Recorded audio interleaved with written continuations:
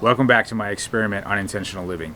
If I'm going to properly show you my strategy and my results, then I need to take you inside my house and show you my budget so you can see that I'm just a regular guy with probably a lot of the same challenges that you have.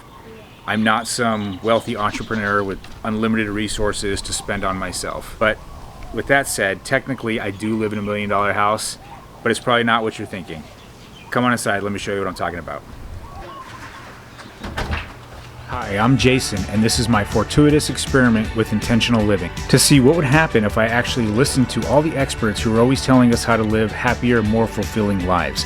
So come along with me and I'll show you how it's worked out so far, and I'll demonstrate some of the principles that I'm using to live my best life so that you can too. Welcome to our humble abode.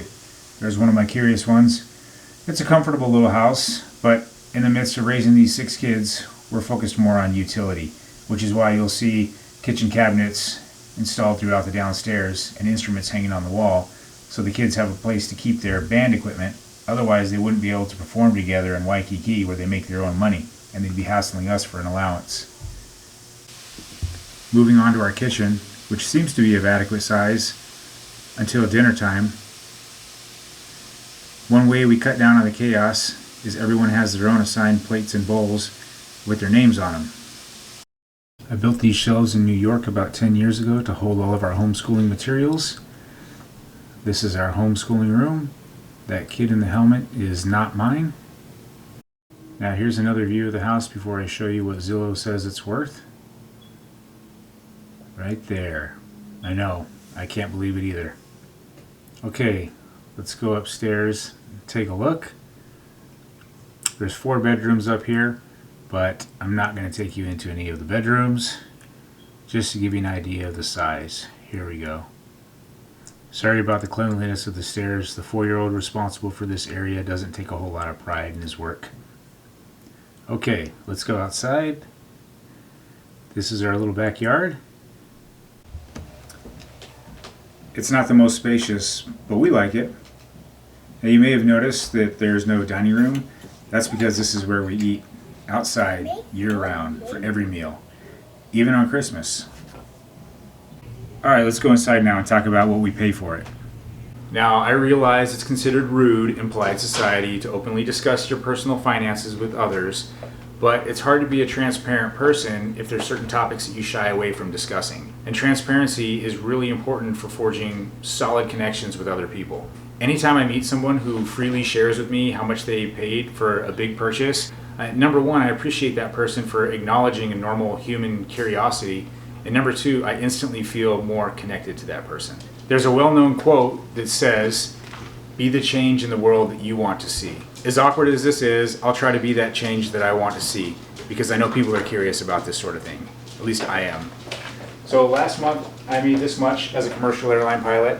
It's pretty much average, give or take a few $100s. Right away, lose $3,300 to taxes. So this is what we were left with, take-home pay. Over here is what we spent it on. You can see right off the bat how much goes to rent, groceries, and utilities, which leaves us with about $2,200 at the end of the month. A nice sum of money, but that has to cover all of our expenses for all of our children.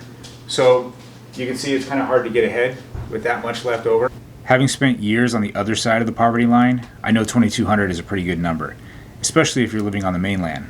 But life is expensive out here, and growing kids always need shoes, and next month I'll have 3 kids in braces at one time. That doesn't leave a whole lot left over for savings. Still, I feel very blessed to have a job that I love that also supports my family.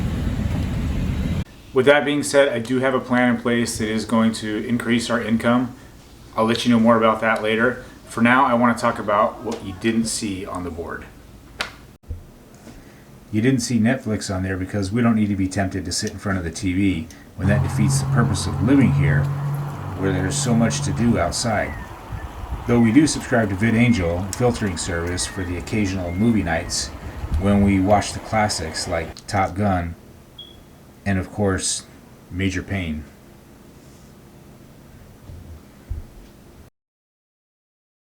You didn't see car payments, because at this stage in life, I don't really care about what I drive as long as it's reliable.